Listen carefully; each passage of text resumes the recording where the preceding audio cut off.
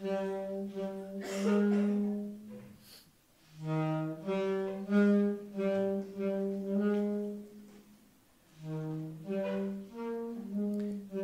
came from all over. What seemed like a good idea at the time. England's oppressive, nothing doing in Scotland. Amsterdam's a bore and human exports are flowing out of Africa. America was a great idea. Might call it a land without peoples for peoples without a land. She was such a great idea that she couldn't be anything else.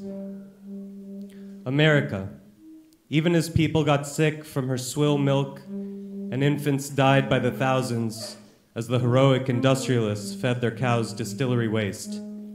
Still, America was the gilded idea, mass graves paved over with gold. Are we there yet? People left their homes for an idea. I wonder how long that lasted. I wonder if the idea died, if it survived. I wonder whether America ever became a place, whether it ever became real. Homesickness might just be a side effect of drinking swill milk, capitalist cow beverage whitened with plaster and thickened with starch and eggs. Maybe home is the airport treadmill, the momentum of perpetual going with the option of doing nothing and getting there anyway. Maybe homesickness is just motion sickness. Whatever the case, you are not entitled to financial compensation. You pass go, but you do not collect $200.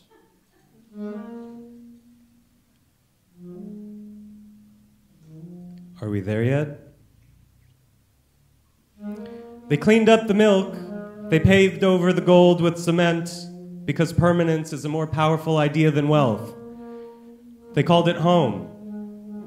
They erected a statue of a lady waiting for you on the front porch, holding a torch and a tablet. The torch for your identity and the rested tablet to assure you that golden calf worship won't get anyone deported. So why do I miss her, America? And why did I always miss her? I missed America when I was a little kid, dancing to my grandmother's Ella Fitzgerald records.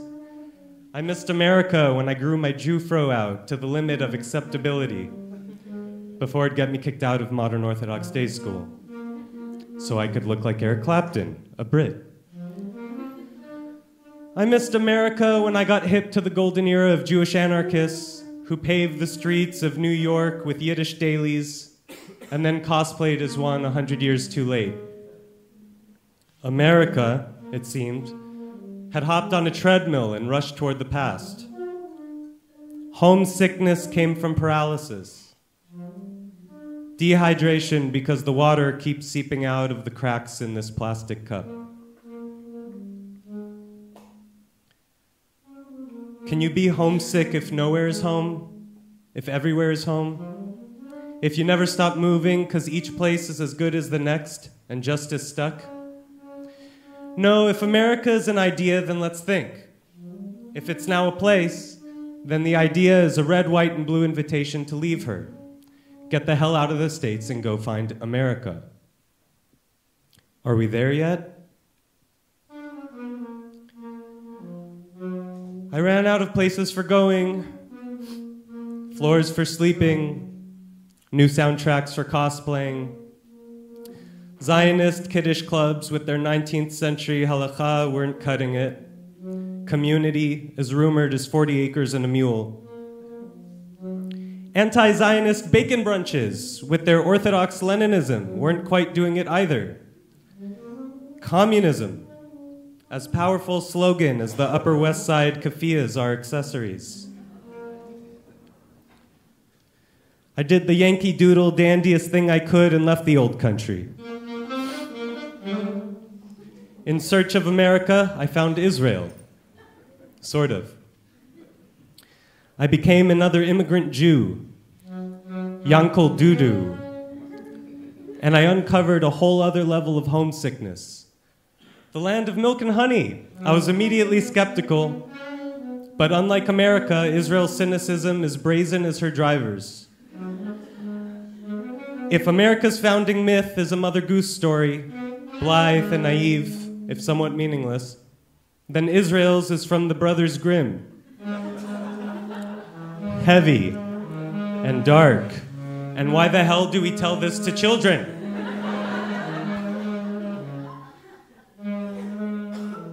Orphaned and a foreigner in his own house, Moses begs to make this Homo nation a hobo nation. Hobo, homeward bound. And he never pretends to enjoy it. You want to dance on golden roads? Dance on the limestone shards of the religion that you didn't deserve. You want swill milk because you're dying of thirst in the desert? You can drown in it and kiss your mana goodbye. And Moses, who crossed the pond with a nation on his back crying, "Are we there yet?" never arrived.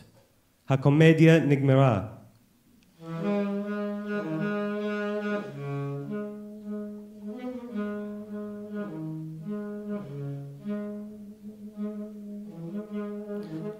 I'm not homesick because I'm looking for America, the place that arguably never was. I'm homesick because I'm malnourished, because I've never had home, because looking for America can land one in Israel, because from Israel there's nowhere else to seek, because she's a treadmill riding herself, a hamster wheel not even the wheel can get off of. Because going to Israel is an idea that's been in perpetual motion and growth since before anyone heard about it. And if Israel did not exist, it would be necessary to invent her.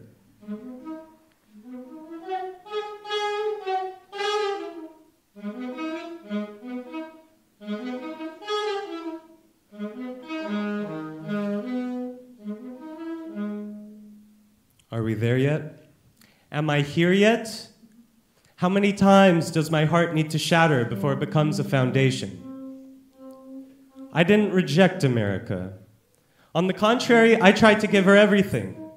I looked around and saw soil in which no seed could grow, at least not my own. On the heels of heartbreak, and with hopes of finding love in a childhood friend turned pen pal, I landed in Israel, embracing the opportunity to reassemble the broken pieces of me. And I had been putting off birthright for years. Hope was in whatever I hadn't yet experienced, and how much I wouldn't over-romanticize it. I wasn't going to make the same mistake. I was going to make a damn near identical mistake. 2 weeks in the country, and pen pal and I are confessing strong feelings in warm embrace. Am I here yet? Now that my heart's stitched together and glowing like a radioactive bass drum, can I park or what?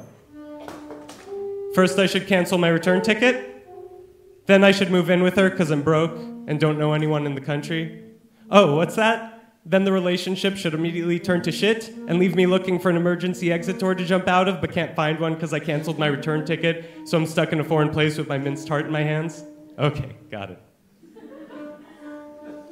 For some reason, this is called Aliyah.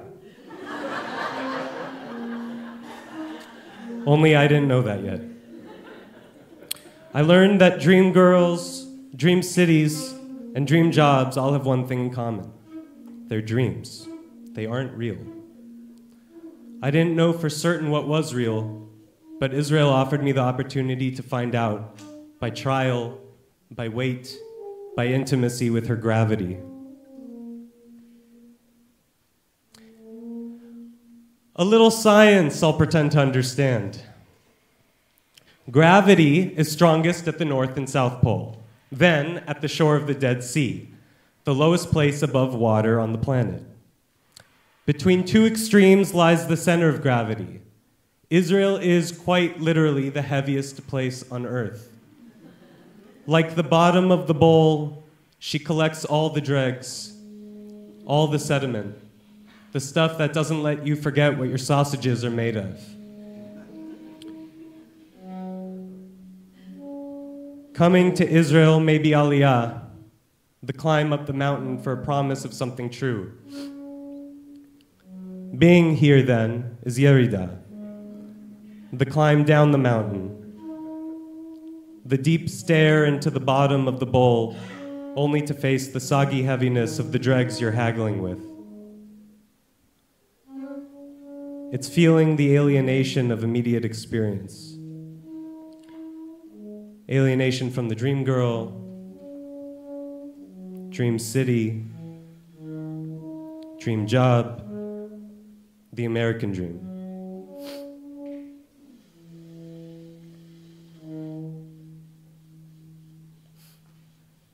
Is there here yet? As much as I try to ignore my knees buckling under this weight, I can't change the fact that my bones formed in a lighter place.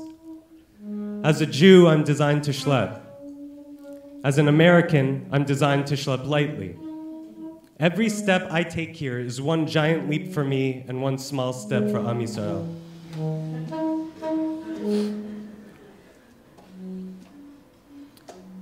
Is here there yet? From the bottom of the world, lightness seems impossible. Weightlessness seems so foreign, so other. To be able to watch missiles on the news and not hear sirens, like blaspheming gravity.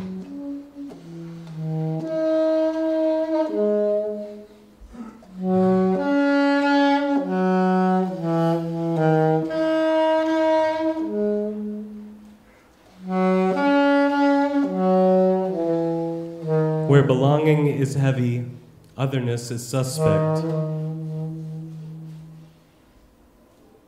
The great sage, Rabbi Meir, continued to learn from his teacher, Elisha ben Abuya, well after his teacher earned the moniker Acher, other. How could Rabbi Meir learn from a heretic, someone who's turned his back on Torah and embraced sin, the Gemara asks? Answered by none other than Eliyahu Hanavi. Rabbi Meir found a pomegranate. Rabbi Meir ate its fruit, and Rabbi Meir threw away the peel. Are we there yet?